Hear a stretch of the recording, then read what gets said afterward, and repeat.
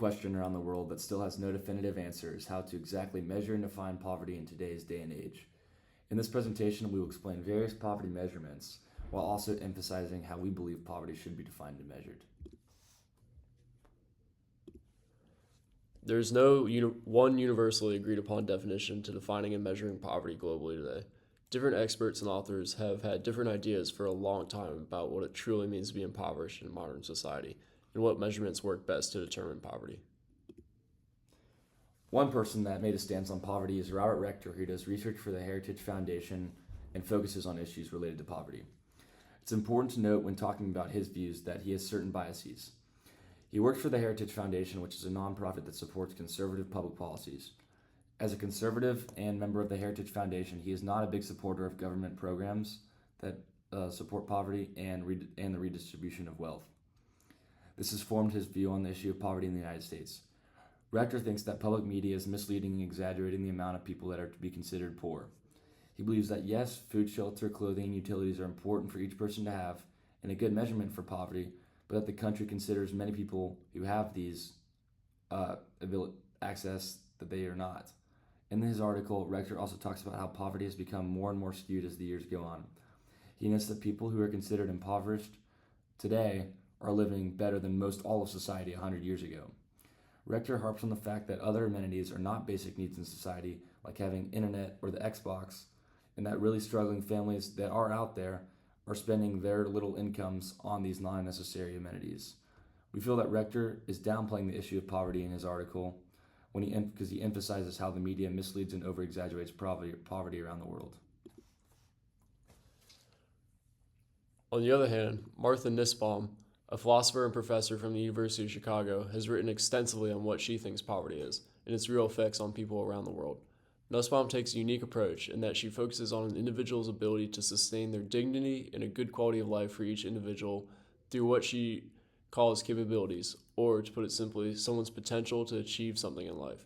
Nussbaum argues that in solely focusing on a country's GDP or an individual's monetary status, a lot of important information is lost or missed about one's life that indicates poverty.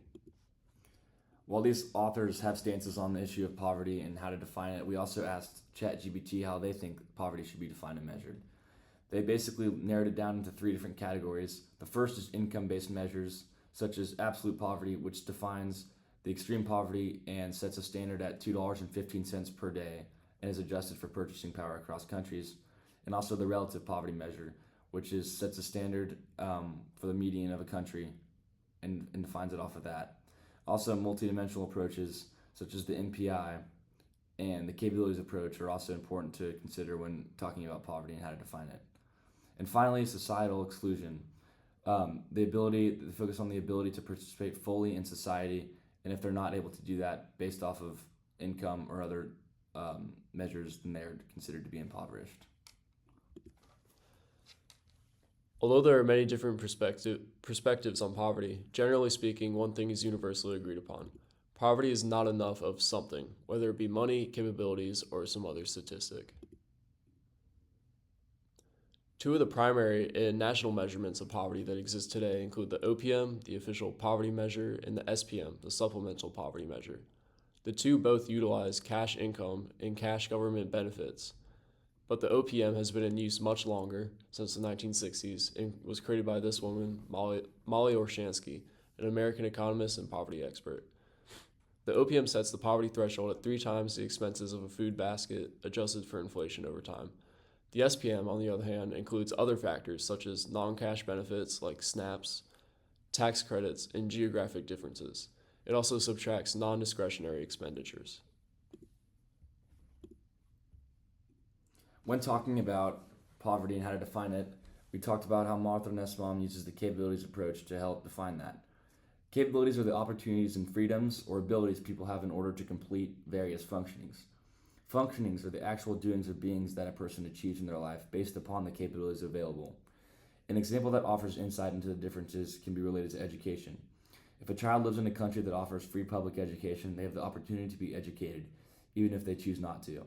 The functionings aspect of the scenario would be the child actually attending the school and becoming educated. Focusing on capabilities puts an emphasis on freedom and choice as well as different inequalities in life. One example that relates to class discussions is the variation in incomes.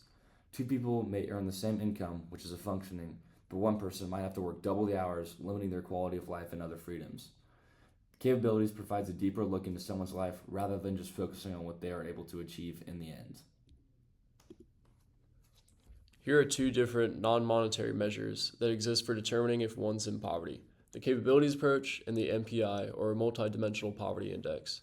The capabilities approach focuses on one's ability to achieve something in their life, or their potential, and ideally all capabilities can be turned into functionings. When one has a lot of capabilities, it's typically indicative of great freedom and dignity. The MPI, on the other hand, uses 3 dimensions to look at poverty: health, education, and living standards, then breaks these up into smaller subsections that can be measured to ultimately determine one's poverty status. When talking about the capabilities approach, Nussbaum created a list of 10 central capabilities that aim to set a standard for living a fulfilled and dignified life. We chose the capabilities approach over the MPI. With the capabilities approach, Nussbaum lays out 10 principles that are easy to interpret that hit on how to have dignity and a good quality of life. Ultimately, this is what we care about the most when analyzing one's lifestyle.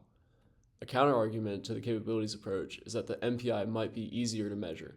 However, the MPI is just generally less holistic when focusing on an individual's lifestyle because there's less factors. The capabilities approach also acts as a very good starting guide for other countries to work off of so that they can still focus on the dignity and quality of life of somebody. We also chose to include the OPM in our definition of poverty over the SPM because the OPM just focuses on gross annual pre-tax income, while the SPM includes a broader measure that considers non-cash benefits like food assistance, tax credits, and necessary expenses. The OPM offers a more straightforward, widespread poverty threshold. We believe it's an accurate measure to tell how each country is dealing with poverty and is an easy way to measure it. Although the SPM is more inclusive of other factors besides annual income, the goal of the OPM is to simply set a standard of the poverty line that can be easily evaluated in all parts of the world. We believe that the capabilities approach offers what the OPM lacks comparative to the SPM. Finally, after analyzing all the different approaches for measuring poverty, we decided that the OPM and capabilities approach together work best in creating a holistic measurement of poverty.